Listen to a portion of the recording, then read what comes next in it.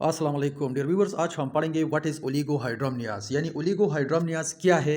ओलिगोहाइड्रोमनियाज occurs during pregnancy when your amniotic fluid is lower than expected for your baby's gestational age। यानी ओलिगोहाइड्रोमनिया हम किस चीज़ को कहते हैं, जब प्रेगनेंसी के दौरान इम्नियाटिक फ्लूइड कम हो, यानी जितना इम्नियाटिक फ्लूइड जेस्टेशनल एज के मुताबिक बेबी के लिए ज़रूरी होता है उससे वो इम्नियाटिक फ्लूइड कम हो, तो उस कंडीशंस को हम क्या कहते हैं, ओलिगोहाइड्रोमनियाज कहते हैं।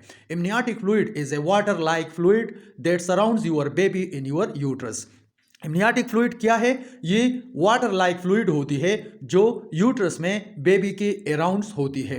यानी ये इम्नियाटिक फ्लूइड यूट्रस में प्रेगनेंसी के दौरान बेबी के अराउंड होती है और ये बेबी की हिफाजत करती है, उसको सेफ्टी देते हैं मुख्तलिफ इन्वायरमेंट से या मुख्तलिफ कंडीशन से। It protects your baby from infection and umbilical cord compression and cautions their movements while they are in your uterus।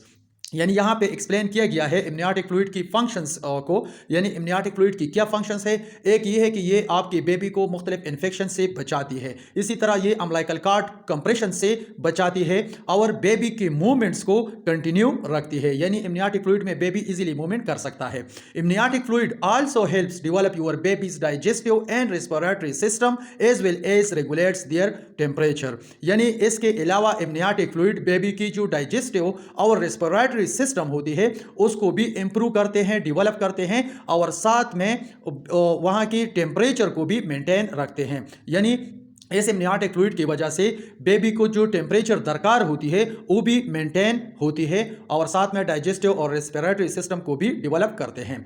To little amniotic fluid can cause health problems in your baby. अगर amniotic fluid बहुत ज़्यादा कम हो तो उसकी वजह से baby को मुख्तलिफ प्रॉब्लम्स हो सकती है। How common is oligohydramnios. अब ओलिगोहाइड्रोमनियाज कितनी कॉमन है, कितने केसेस में या कितने पेशेंट्स को ओलिगोहाइड्रोमनिया हो सकता है। Low amniotic fluid affects about 4% of people who are pregnant. यानी 4% को ओलिगोहाइड्रोमनिया हो सकती है। It's most common in the last 3 months of pregnancy. ये ज्यादातर किस टाइम होती है, प्रेगनेंसी के दौरान लास्ट 3 मंथ्स में ये ज्यादा कॉमन होती है। This rate rises to about in people who are past their due date because amniotic fluid levels decrease after 40 weeks of pregnancy. यानी ये रेट उन लोगों में ज्यादा होती है जिनकी जो ड्यू डेट हो जाती है, यानी जो more than 40 weeks of pregnancy हो जाती है, तो उन लोगों में इम्नियाटिक फ्लूइड डिक्रीज हो जाती है, क्योंकि इम्नियाटिक फ्लूइड 36 वीक्स के बाद जो है ये डिक्रीज होना शुरू हो जाती है। तो जब मोर देन 40 वीक्स प्रेगनेंसी होती है तो वहां पे इम्नियाटिक फ्लूइड डिक्रीज हो जाती है। How much amniotic fluid do I have during pregnancy.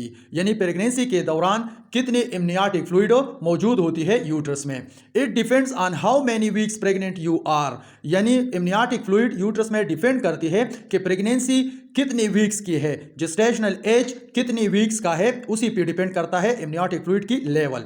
You begin making amniotic fluid about 12 days after conception। इम्नियाटिक fluid बनना कब शुरू हो जाती है, जब कंसेप्शंस के 12 डेज हो जाती है तो उसके बाद इम्नियाटिक फ्लूइड बनना शुरू हो जाती है। The amount of amniotic fluid you produce increases until its peak at 36 weeks of pregnancy।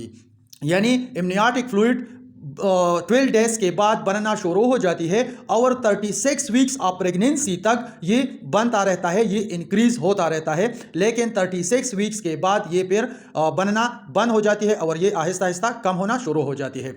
After that your levels of amniotic fluid start decreasing. यानी आफ्टर 36 वीक्स आपकी जो इम्नियाटिक फ्लूइड की जो लेवल्स होती है वो क्या होती है, वो डिक्रीज होना शुरू हो जाती है।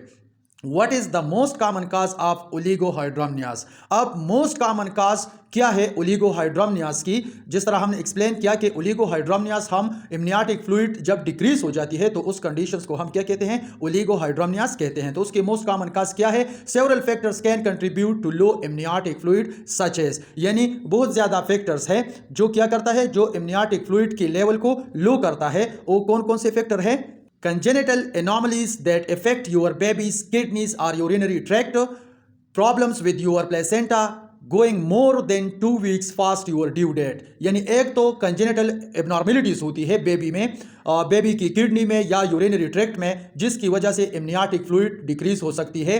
साथ में ड्यू डेट एक रीजन होती है जिसकी वजह से भी इम्नियाटिक फ्लूइड डिक्रीज हो सकती है। हाइपरटेंशन और free eclampsia, diabetes, dehydration, free labour rupture of the membranes, यानी अगर किसी पेशेंट्स में हाइपरटेंशन है या उसको प्री एक्लेम्शिया है या उस मदर को डायबिटीज है, शुगर है, या उसको डिहाइड्रेशन है, वाटर की कमी है उसके बॉडी में, या प्री लेबर रप्चर होती है मेम्ब्रेन की, तो ये सारे कंडीशंस हैं जहां पे ओलिगोहाइड्रोमनियास काज हो सकती है। What are the signs of low amniotic fluid? अब अगर एक फीमेल में इम्नियाटिक फ्लूइड कम है तो उसकी साइंस क्या होगी, क्या शो होगी कि इस फीमेल में इम्नियाटिक फ्लूइड कम है। You may not know you have low amniotic fluid, यानी पेशेंट्स को पता नहीं चलता कि उसके इम्नियाटिक फ्लूइड कम है या नॉर्मल है। However your health care provider may suspect it if, लेकिन जो हेल्थ केयर प्रोवाइडर होती है, जो डॉक्टर होती है, वो सस्पेक्ट करते हैं कि इस फीमेल में ओलिगोहाइड्रोमनिया है या नहीं है, यानी थ्रू अल्ट्रासाउंड्स या अदर एग्जामिनेशंस के थ्रू डॉक्टर इन्वेस्टिगेट करते हैं कि इस फीमेल्स को ओलिगोहाइड्रोमनिया है या नहीं है। You are leaking fluid from your vagina, अगर वेजाइना से लीकिंग हो रहा हो, योर यूट्रस मेजर स्मॉल, या आपकी यूट्रस स्मॉल हो, you don't feel your baby move enough, या आपको बेबी की मूवमेंट महसूस नहीं होती, you are not gaining enough weight, या आप सही तरीके से वेट गेन नहीं कर रहे हैं, तो ये सारे क्या है, साइन है ओलिगोहाइड्रोमनियास की। You are also at an increased risk for low amniotic fluid if you have had low amniotic fluid in prior pregnancies, अगर पहले प्रेगनेंसीज में आपको ओलिगोहाइड्रोमनियास था तो इस नेक्स्ट या मौजूदा प्रेगनेंसी में भी आपको क्या हो सकती है, रिस्क हो सकती है कि आपकी इम्नियाटिक फ्लूइड लेवल कम हो। यानी अगर पहले प्रेगनेंसीज में, प्रीवियस प्रेगनेंसीज में इम्नियाटिक फ्लूइड लो था, तो इस प्रेगनेंसी में या नेक्स्ट प्रेगनेंसी में भी आपको ये रिस्क हो सकता है कि आपकी इम्नियाटिक फ्लूइड कम हो। What are the complications of oligohydramnios, अब ओलिगोहाइड्रोमनियास की कॉम्प्लिकेशंस क्या हो सकती है। Low amniotic fluid in the first 6 months of pregnancy is generally more dangerous, यानी अगर फर्स्ट 6 months of pregnancy में amniotic fluid की लेवल कम हो जाए तो ये क्या है, ये ज़्यादा खतरनाक है बनिस्बत लास्ट सेमेस्टर में। अगर लास्ट 1 मंथ में या लास्ट मंथ में इम्नियाटिक फ्लूइड कम हो जाए तो वो ज़्यादा खतरनाक नहीं है, लेकिन फर्स्ट 6 वीक्स में अगर कम हो जाए तो ये ज़्यादा डेंजरस होती है। These complications could include preterm birth, miscarriage, stillbirth, infection if your water has broken early, यानी इसमें प्रीटर्म बर्थ भी हो सकता है, मिसकैरेज भी हो सकती है, स्टिल बर्थ भी हो सकती है।